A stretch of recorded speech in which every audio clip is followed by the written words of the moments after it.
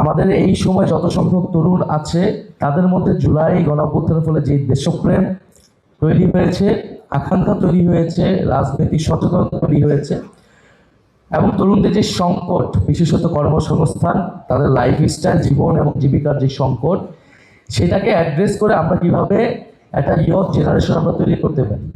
আমাদের যে দেশের 60s জেনারেশন যারা, তারা একটা লড়াই সংগ্রামের মধ্য দিয়ে আজকের বাংলাদেশের স্বাধীনতা সংগ্রাম করেছে এবং বাংলাদেশের নেতৃত্ব দিয়েছে একটা বড় সময় পর্যন্ত। এরপর আমাদের 90s জেনারেশন এসেছে, তারা একটা গণঅভ্যুত্থান তারাও করেছে, সেইখানেও অনেক সফলতা ব্যর্থতা আছে। এবং আফটার দেন 24 গণ অভ্যুত্থান, তো 24-এর প্রজন্ম একটা নতুন প্রজন্ম আকারে বাংলাদেশে আবির্ভূত হয়েছে।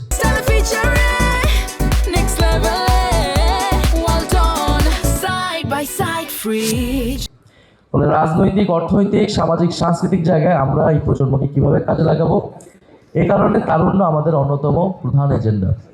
সেকেন্ড হচ্ছে মর্যাদা বা ডিগনিটি, কারণ আমরা মনে করি যে ফ্যাসিবাদের বিরুদ্ধে লড়াইয়ের একটা গুরুত্বপূর্ণ জায়গা ছিল ডিগনিটি, নাগরিক অধিকার, নাগরিক মর্যাদা বারবার ভূলণ্ঠিত হয়েছিল ফ্যাসিবাদের সময়ে। মানুষের ন্যূনতম মানবাধিকার, অর্থনৈতিক অধিকার আমরা গত 16 বছর পাইনি। প্রাণ প্রকৃতির সুরক্ষা ছিল না। ফলে জাতীয় মর্যাদা এবং নাগরিক মর্যাদা এই দুইটা আমাদের প্রধান বিষয়। আমরা নাগরিক হিসেবে তার মানবাধিকার, অর্থনৈতিক অধিকার এবং রাজনৈতিক অধিকার কীভাবে নিশ্চিত করব, এবং আমাদের ন্যাশনাল ডিগনিটির কোশ্চেন যে আমরা আমাদের জাতি হিসেবে বা রাষ্ট্র হিসেবে, জনগোষ্ঠী হিসেবে আমরা কিভাবে মর্যাদা নিয়ে দাঁড়াবো, একটা ডিগনিফাইড কান্ট্রি আমরা গড়ে তুলতে পারবো, সেটার জন্য আমরা আমাদের সক্ষমতা, আমরা আধিপত্যবাদ বিরোধিতার কথা বলতেছি, এটা আমাদের স্লোগান, কিন্তু আমি কিভাবে আধিপত্যবাদ বিরোধিতা করব, আমার সাথে এতগুলো পরাশক্তি যারা বাংলাদেশকে ডমিনেট করতে চায়, সেটার একমাত্র সমাধান হচ্ছে আমার নিজের সক্ষমতা বৃদ্ধি করা, নিজেকে গঠন করা, নিজের অর্থনীতি, রাষ্ট্র, সেটাকে আমি আবার কিভাবে তৈরি করব, সেটাই আমার ন্যাশনাল ডিগনিটি বৃদ্ধি করবে। ফলে তারুণ্য এবং মর্যাদাকে প্রায়োরিটি রেখে আমরা আসলে আমাদের এই টোটাল ইশতেহারের জায়গাটা তৈরি করেছি, যেটা আমরা আবারও ক্ল্যারিফাই করছি যে এটা কিন্তু আমরা ওভারঅল সব কিছু কাভার করেছি এরকম না।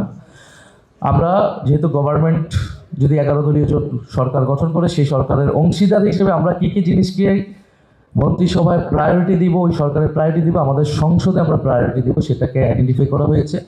এটা আমাদের 3রা আগস্টের ঘোষণা, আমাদের 24 দফার ঘোষণা, তার ধারাবাহিকতা হিসেবে এটা আমাদের 36 দফার একটা ঘোষণা আজকে। জাতীয় নাগরিক পার্টি বিশ্বাস করে মৌলিক ও কাঠামোগত সংস্কার ছাড়া স্থায়ী গণতান্ত্রিক রূপান্তর সম্ভব নয়। সেকেন্ড রিপাবলিক কোনো স্লোগান নয়, এটি একটি জবাবদিহিতামূলক, অন্তর্ভুক্তিমূলক ও মানবিক রাষ্ট্র প্রতিষ্ঠার অঙ্গীকার। সংগ্রামী উপস্থিতি, আমরা বাংলাদেশের রাজনীতির ইতিহাসে অনেক, বাংলাদেশের নির্বাচনের ইতিহাসে অনেক ইশতেহার দেখে থাকি।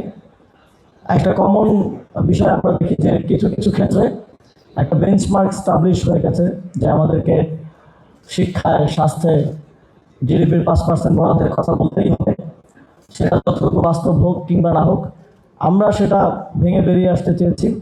আমরা বাস্তবতার নিরিখে এই ইশতেহারের মধ্য দিয়ে আগামী 5 বছরে বাস্তবতার ভিত্তিতে যতটুকু বাস্তবায়ন সম্ভব এবং যতটুকু আমরা বাস্তবায়ন করতে পারবো বলে আমরা বিশ্বাস করি, ততটুকুই বাংলাদেশের মানুষকে প্রমিস করতে চাই।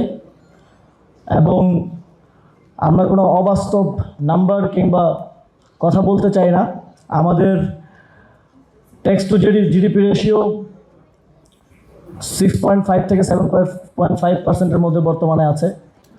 আমরা যদি এখন কমিট করি যে আগামী 5 বছরের মধ্যে আমরা শিক্ষায় এবং স্বাস্থ্যে 5% করে বাস্তবায়ন করব, তাহলে সেটা অনেকটা অলিক শোনাবে এবং আমরাও বাংলাদেশে চলমান যেই রাজনৈতিক প্র্যাকটিস, কথা দিয়ে কথা না রাখতে পারার যেই ইশতেহার দিয়ে সেটা বাস্তবায়ন না করতে পারার যে প্র্যাকটিস, সে তার মধ্যে ঢুকে যাব, আমরা সেটা চাই না।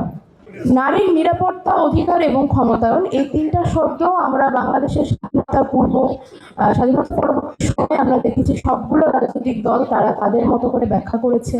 এবং একটা দীর্ঘ সময় বাংলাদেশে নারী প্রধানমন্ত্রীর শাসনামল আমরা দেখা সত্ত্বেও সেই অর্থে তৃণমূল থেকে উচ্চ পর্যায় পর্যন্ত নারীর ক্ষমতায়ন, তার থেকেও বেশি করে বলতে গেলে নারীর নিরাপত্তা এবং অধিকারের যে নিশ্চয়তা, সেটা পরিপূর্ণভাবে কখনোই দেখা যায়নি। তৃণমূলে নারীরা এখনও সে আগের মতোই সমস্যাগুলো তাদেরকে ফেস করতে হয়। নারী শিক্ষার হার আগের চাইতে তুলনামূলক বাড়লেও আমরা গত কয়েক বছর ধরে এটা খেয়াল করেছি, বিশেষ করে করোনা পরবর্তী সময়ে, যে বাল্যবিবাহের হারটাও পুনরায় বেড়ে গিয়েছে এবং একই সাথে খুব কম বয়সে দেখা যাচ্ছে মাধ্যমিক পর্যায়ে নারী শিক্ষার্থীদের ঝরে পড়ার সংখ্যাটাও নেহাতই কম না। একই সাথে আরেকটু জিনিস এখানে উল্লেখ করতে চাই, আমরা অনেক নারীদের দেখি যারা উচ্চশিক্ষায় শিক্ষিত হয়ে যায়, যারা স্নাতকোত্তর পর্যন্ত পড়াশোনা করতে পারলেও তার পরবর্তীতে সেই সমস্ত নারীদেরকে আমরা আর কর্মক্ষেত্রে দেখতে পাই না। অনেক নারী শিক্ষার্থী বদলিজনিত কারণে অন্য শহরে গিয়ে থাকতে হবে, তার পরিবার থাকলে, কিংবা দেখা যায় যে চাকরির প্রস্তুতিকালীন সময়ের জন্যই যে ভরণ পোষণ বা তার নিজের যে একটা চলাচলের খরচ, এই সমস্ত বাধার কারণে উচ্চশিক্ষা শেষ করার পরেও নারীদেরকে আমরা আর কর্মক্ষেত্রে দেখতে পাই না। এছাড়া নারীর নিরাপত্তাজনিত যে সমস্ত সমস্যা, সেগুলো তো রয়েছেই। রাস্তাঘাটে ইফটিজিং কিংবা অন্য ধরনের যৌন হেনস্থার পাশাপাশি সাইবার বুলিং এবং সাইবারের বিভিন্ন ছবি বা বিজ্ঞাপনের মাধ্যমে এআই ব্যবহার করে নারীদের নিরাপত্তা হরণ করা হচ্ছে। আইনি ব্যবস্থা এখনও কিছুটা জটিলতা রয়েছে। আইন নারীদের সপক্ষে যদিও আইন তৈরি হয়েছে, কিন্তু সেই আইনকে বিচার বিভাগে নিশ্চিত হতে দেখাটা কিংবা নারীর সাথে ঘটে যাওয়া কোনো সহিংস ঘটনার একটি বিচার সুস্পষ্টভাবে উদাহরণ হিসেবে সেট হতে আমরা কখনো দেখিনি। এর ফলে অপরাধীদের মনে সবসময় তার একটা আশঙ্কা পেতে থাকে যে অপরাধ করলেও তারা হয়তো পার পেয়ে যেতে পারে। First of all, to have a manifesto of their own speaks a lot about the kind of individuality that NCP at the moment wants to hold. Of course, it is a part of a coalition. They have declared that they're in an election coalition, but the fact that at this last moment they still pushed through, they still compiled all the feedback from different stakeholders, from the people of Bangladesh through their marches, we've all seen it, and then concised it down to reflect the kind of ideologies, the kind of vision that they have for Bangladesh, and then present it to the people and to different stakeholders is amazing.